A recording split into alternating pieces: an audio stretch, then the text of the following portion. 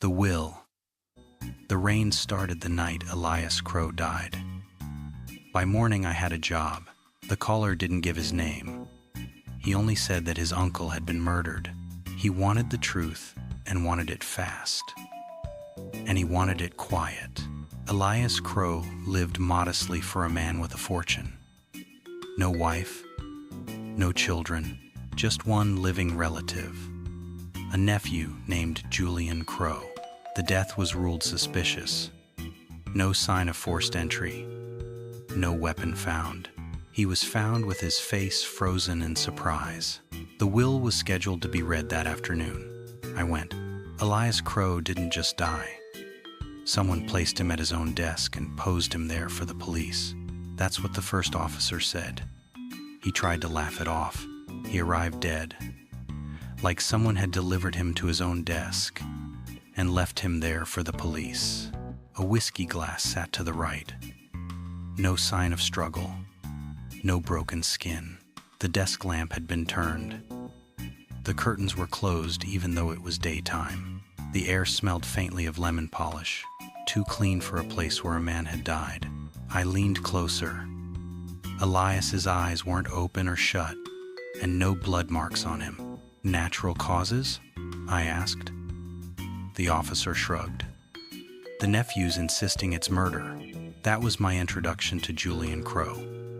He arrived while I was still taking in the room. He looked like someone who learned to wear calm, the way other men wore coats. "I'm glad you came," he said, and shook my hand like he was sealing a contract. His wife, Marianne, stood behind him. She didn't reach out.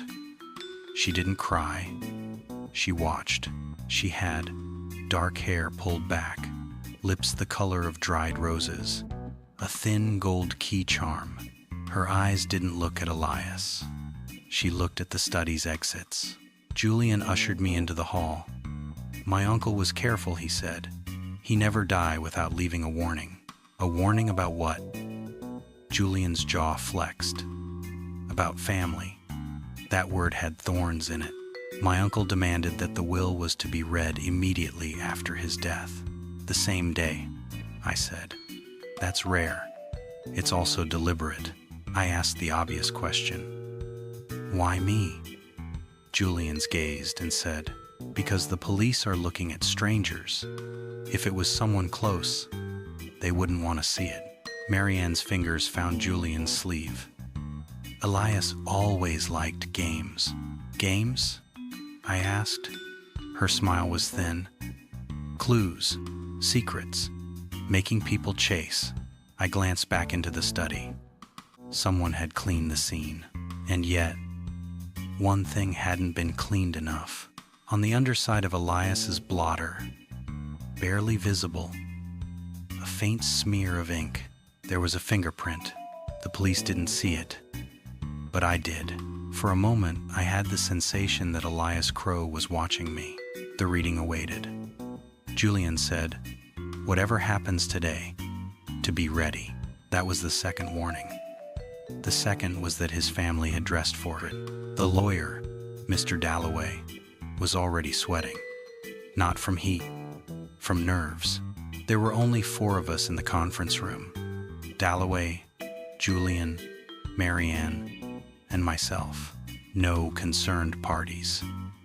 Just a family circle tight enough to choke. Dalloway opened a sealed folder.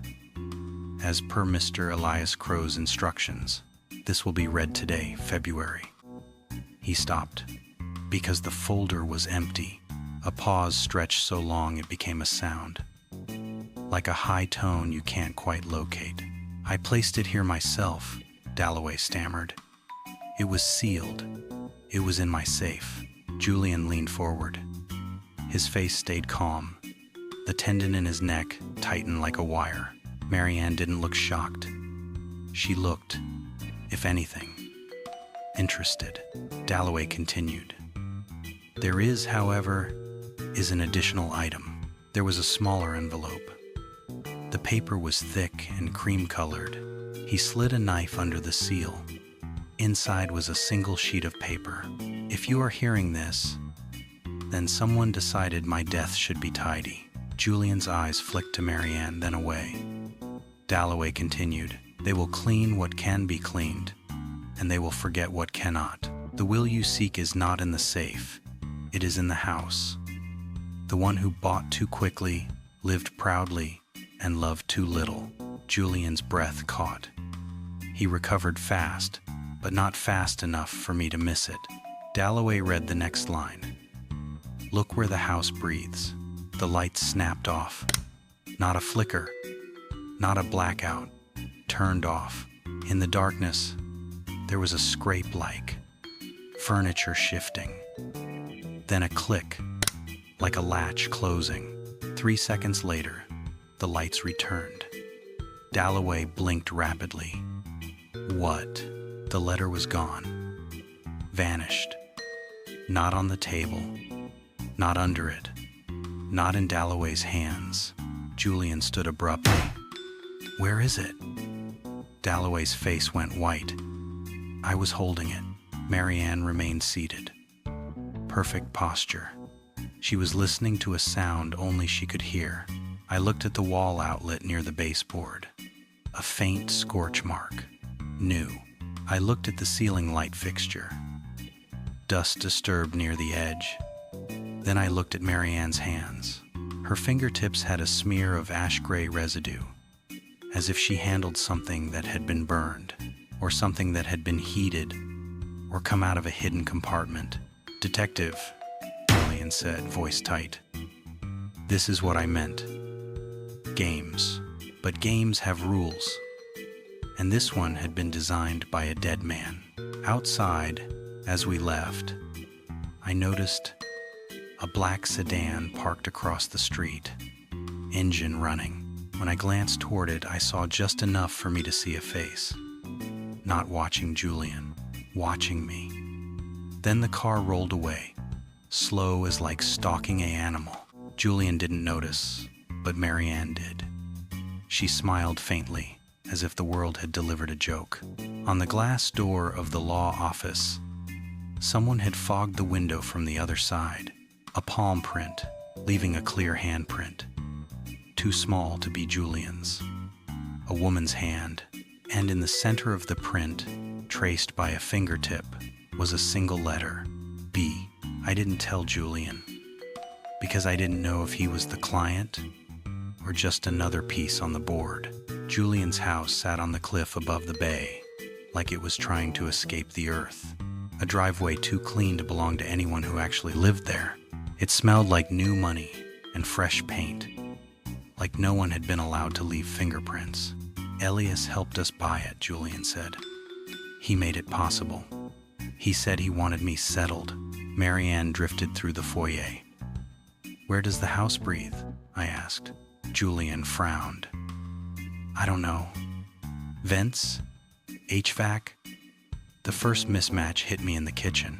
The lemon polish smell that clung to Elias's study was present here too. Yet Julian told me he'd been at the house all morning. He said Marianne was with him. If that was true, who cleaned Elias's study? If it wasn't, which one lied? In the master bedroom, I noticed a vent cover that it had been removed too many times.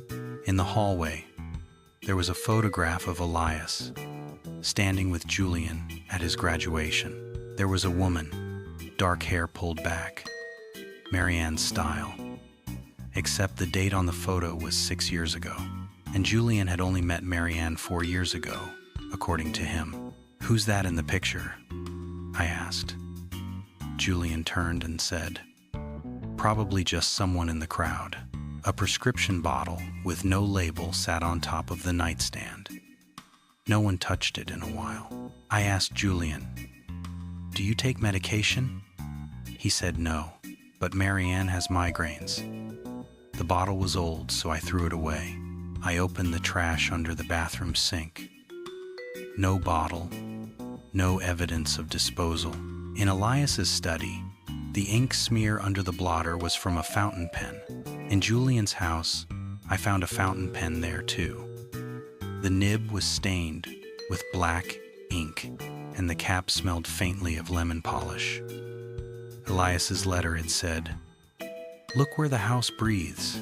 I unscrewed the vent cover in the master bedroom. Inside was a narrow space, carefully crafted, and in that space was a sealed envelope, wax stamped with Elias Crowe's crest. Julian's face went pale when he saw it. That's his. I didn't hand it over. Not yet. Behind the envelope there was a thin strip of burned paper, of the letter B, same that was traced at the law office. Suddenly the pieces came together, a message that wanted me to know they were always one step ahead. Julian swallowed hard. "Open it." Marianne's gaze fixed on the envelope. I broke the seal. The letter read, "My nephew will pay a detective to find my killer. He will call it justice." You can see Julian's blood draining from his face. I looked at him. "You hired me." He didn't deny it. He whispered, "I didn't know he." He stopped. His throat worked. He knew I would. Marianne held on Julian, like trying to hide something, like a mark. The letter continued, "If the detective is reading this, beware. The killer is near. Tell Marianne I forgive her. Tell her that forgiveness is not the same as escape." The key charm swung once, and from somewhere in the house, there came a low, steady sound, a breathing noise, not mechanical, not the HVAC, a soft inhaling, exhaling rhythm. Marianne tilted her head toward the sound and smiled. That's where the house breathes. A cold draft pushed through the hallway, smelling like smoke. The police were the obvious move. Julian reached for my phone. "Don't," he said. "Not yet." I stared at him. "Your uncle is dead. Your wife's name is in his final letter," Julian said. "If we call them now, she'll talk. She'll twist it. She'll turn it into self-defense. She'll destroy everything before they can prove it." Marianne laughed softly, not hysterical, not angry, just amused. "You've been practicing that speech. You always were better at rehearsing than acting." Julian flinched. I kept my eyes on Marianne. "Elias didn't leave you money. He left you a message." Marianne stepped closer. "He left me judgment. That's what he loved, deciding who deserved what." "You poisoned him," I said. Her smile didn't change.